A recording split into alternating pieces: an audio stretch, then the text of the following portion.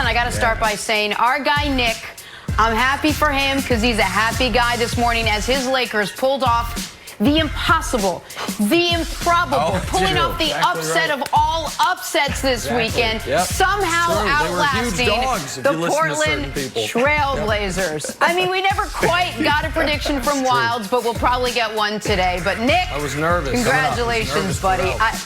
Sweating profusely. We'll get to the Lakers game in a second. We got to start this morning, though, with a little Clippers and Mavericks Game 6. L.A. with a chance to close out the series. Dallas without Kristaps Porzingis again. So it fell on Luka to carry the Mavs, and he certainly did his part. 38-9-9 for Luka. Not enough, though. Clippers winning behind Kawhi Leonard. 33 points, 14 boards for Kawhi. As the Clippers move on, they now await the winner of the Nuggets Jazz series. But let's focus on this one for a sec. Nick, what did Kawhi and the Clippers prove by closing out the Dallas Mavericks in 6 games? Well, to me, Jenna, those are two very different questions. Kawhi once again confirmed he is year in, year out, one of the best and most consistent playoff performers in the league. He picked up exactly where he left off last postseason in this series. And if it wasn't for what Jamal Murray and Donovan Mitchell and Luka and LeBron have done in the first round, I think more people would be focused with, like, wait, what did Kawhi average? 33, 10, and 5 on better than 50% shooting for the series? He was great. So he confirmed what he has been showing over the last 4 years when he's healthy. He's one of the best playoff performers in basketball. The rest of the Clippers, on the other hand, Brandon, didn't show me much. Paul George, after his breakout Game 5, was bad again. The Clippers, even when Kristaps misses the second half of this series, and the only real threat you have is Luka, they can't slow him down, and Marcus Morris continues to, well, be Marcus Morris. So, like, very impressed by Kawhi. But the Clippers as a whole, Brandon, I thought, pardon me, were B-ish in the series. It's too early to be talking about Marcus Morris right now. Give my guy a break. I know you covered him when he was in diapers, but leave him alone. To me, this series was all about all the other headlines outside of Kawhi. You are right there, Nick. That fourth quarter reminded all of us who Kawhi Leonard is. When I was watching that fourth quarter, I just had to go back and look at the stat sheet.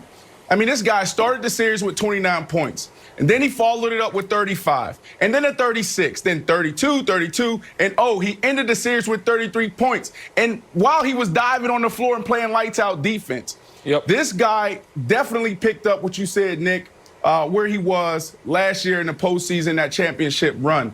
Kawhi Leonard needs to be talked about more, but I get it. I understand. We were talking about PG. We were talking about Luka and how amazing he is. He's the face of the NBA. And even through Marcus in there, it's time for us to give this guy respect and continue to talk about how awesome he is. Kawhi Leonard, best guy on the court right now.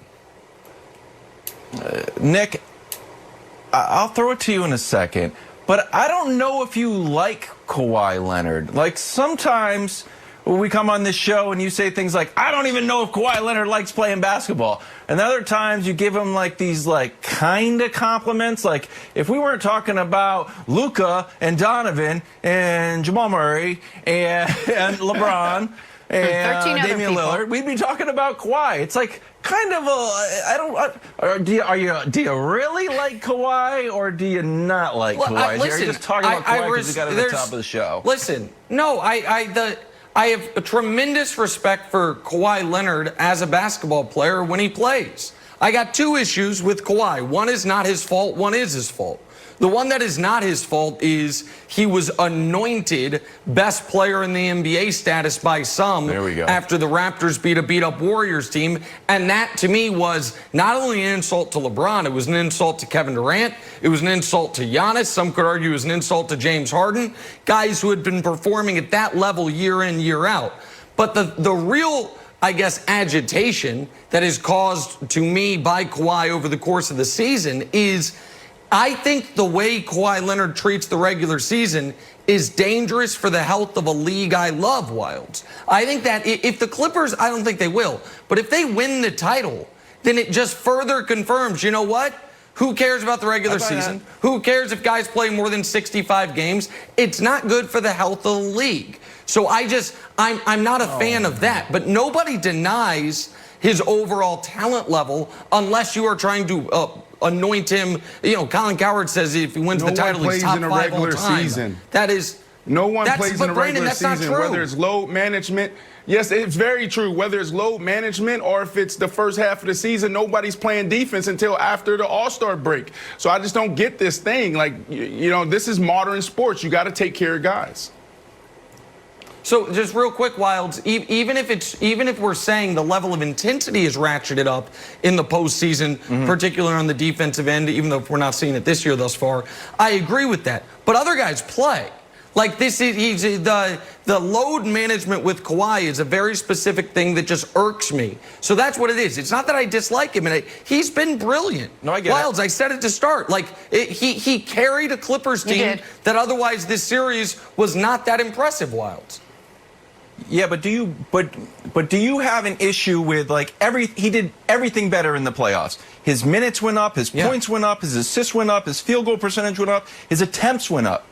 So if you say, hey, he's been great, I have an issue with how he plays in the regular season, but if the reason he's been great is because he's been load managing, it's because he's been saving up, does that make your point null and void, or does that recontextualize your criticism of how he handles the regular season? Preach, no, because the idea, but Brandon, here's the thing. The greatest players in basketball, their numbers go up in the postseason. What is it about? Is it about entertaining you, or is it about winning championships? If it was your Lakers, is it about entertaining you throughout the regular season, or is it about winning a championship? To me, it's a false choice. And I hate that listen, I'm not trying to attack Kawhi right now. I said he was outstanding. He's been one of the 5 best players in the playoffs thus far. But to me, it's a false choice because we have all these other guys who play for the 90% of regular season games and still see their numbers go up in the postseason, still get to another level in the postseason. The idea that you have to do it this way, maybe he does because he has a condition with his quad. I don't know. I know they went into the year saying this was the healthiest he had felt his whole career. So it didn't fit with me when he was sitting out games by Halloween. But I want to say again, Jenna, he's been unbelievable. Yeah. He has been unbelievable. No, I know, and you've been the rest of his team was not great. No, and I agree, and you have been saying that. All right, I want to jump back in and talk about the game. One of the headlines coming out of this one was that ongoing feud between Luka and Marcus Morris. Look, it was brewing the whole series. It boiled over on that play right there after Morris knocks Luka to the floor in the first quarter. Subsequently ejected on the play. Listen to Luka talk about it after the game. I'm gonna say it's 2 games in a row we did something like that. And I really didn't. I hope so. The first game it wasn't on purpose, but looking back at the fouls this game, you know what I think. So I don't want to deal with that kind of players. Just move on. I love the Belichick cutoff hoodie there. Morris took to Instagram after the game, responding very simply with "Cry me a river, clips and 6." All right, Nick, what'd you make of the play? You were all fired up on Twitter last night, all fired up. Yeah, well, and I mean, by the way, props to Marcus Morris and for the clips and 6. You took 6 games to beat a team whose second best player played 10 quarters in the series with 2 versus 7. You should be very, very proud of all the hard work you did in the series. But Brandon, I rest my case, man. You were out here defending Marcus Morris for what he was this an accident too? Or are you going to explain how this is just, Nick, come on. He revealed Nick, himself. Listen, if you didn't already see it, now you've seen it. Go ahead. Nick, neither of us made it to the NBA, but we both played ball growing up. Right. And you know this. And I can go back to my time when I started back in Orlando, Florida in 2000, walking into Lake Howe High School gymnasium. Coach Cone, one of the most prominent basketball coaches in the history of Florida high school basketball, pulled me to the side and he said, Brandon, I know you can shoot the three. Brandon, I know you love basketball, but if you want to win, you got to play defense. And let me teach you the fundamentals of defense. And the very first thing he taught me was own the paint. If someone drives into the paint, you do not let them score the basketball. And if you foul them hard. Because it makes no sense to foul a guy and he still gets the and one. Nick, you know this. Yeah. And I know you've been covering this guy. I already said that. But this, to me, is classic NBA basketball. You go back to the Pistons and the Bulls back in the day. What is this? Tell me. Let's pull it's up not film. That league. Tell me what this is. It's not that league anymore. That's 30 years ago, Brandon. That's 30. The league has. Look this at is this. nonsense. This is Michael Jordan. The league this is the has best changed. Player. That's great. The league's changed. It's not what the league is anymore. Of course, you used to have goons, Bill Lambier and such. That's not, and the league's better because that is gone. And Marcus Morris in Game 1 put Luke in a headlock and Kristaps got thrown out. In Game 5, targets his ankle from 30 feet away. And in Game 6, gets tossed, not for a hard foul, for after the play, whacking him on the head. Like, we know what it is, Brandon. Look at this. That's not a hard playoff foul. That's a dirty play by a dirty player. The guy's not bleeding. He doesn't have any black and blue marks. He has nothing swelling. I think what I really think it is because there's so much attention around the bubble right now and their players. They're officiating too tough. This is just regular basketball. This is fundamentals. You can ask any basketball player, and they're going to tell you this is what basketball is. Wilds, where do you fall on this? I mean, I love Marcus Morris.